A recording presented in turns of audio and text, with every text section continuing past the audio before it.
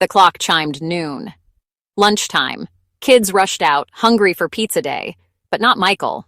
His desk stayed empty. Every day it was the same thing. Where did he go? No one seemed to know. Or care. Except Miss Miller, his science teacher. She noticed things. Michael was a good student, quiet, but, his eyes held stories he never shared, and every day at noon, he'd vanish. Like a ghost. Strange, she muttered, grading papers one afternoon. Michael's neat handwriting stared back. He was doing well in science, a bright spark in her day. But this disappearing act, it nagged at her. One day, she decided to follow him. Not in a creepy way, she assured herself. Just curious. Concerned, even. When the bell rang, she lingered by the door, pretending to organize papers. As expected, Michael slipped out, head down, a blur against the lockers. Miss Miller, heart thumping a bit too fast, followed at a distance. She felt kind of silly, like a spy in a bad movie. But Michael was intriguing. His silence spoke volumes. He led her through the school's side door, the one that was rarely used. The April air was crisp, birds chirping merrily, an odd contrast to the knot growing in Miss Miller's stomach. Michael walked briskly, with purpose in his stride. He wasn't just wandering. He had a destination. They reached the edge of the school grounds. Miss Miller ducked behind a blooming cherry tree, its pink petals raining down like confetti. Across the street was a small, forgotten park. And that's where Michael went. He sat on a bench under a grand old oak, its branches reaching out like protective arms. That's when Miss Miller noticed the other occupant of the bench, an elderly woman, her silver hair gleaming in the sunlight, a kind smile on her wrinkled face. Michael was talking to her, animated, his hands gesturing. He wasn't the silent boy from class at all. Days turned into weeks. Every day, the same routine.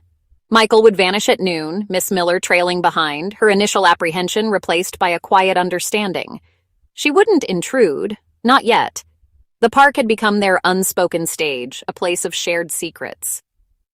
One day, Michael didn't go to the park. He stayed in the classroom, his usual cheer replaced by a gloomy silence. Miss Miller, pretending to adjust the blinds, watched him from the corner of her eye. He was staring at a photo on his phone, his shoulders slumped. When the bell rang for lunch, he didn't move. Miss Miller walked over to him, her heart heavy with a premonition.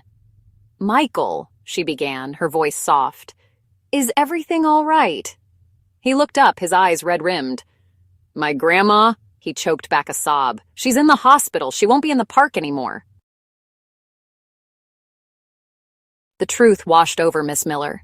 Michael wasn't running away. He was running towards something.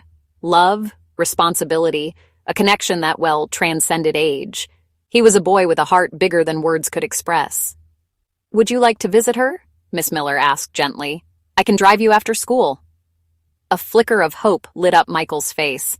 The hospital room was small, smelling faintly of antiseptic and, hope.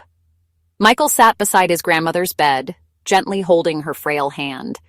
He looked smaller, younger, the weight of worry etched on his face. Miss Miller noticed a worn-out violin case tucked under the bed. "Do you play, Michael?" she asked. He nodded, a faint blush creeping up his cheeks. "Grandma taught me," he whispered, his fingers tracing the violin's smooth surface. "She loves music." And so, in that sterile room, surrounded by the beeping of machines and the hushed whispers of nurses, Michael played.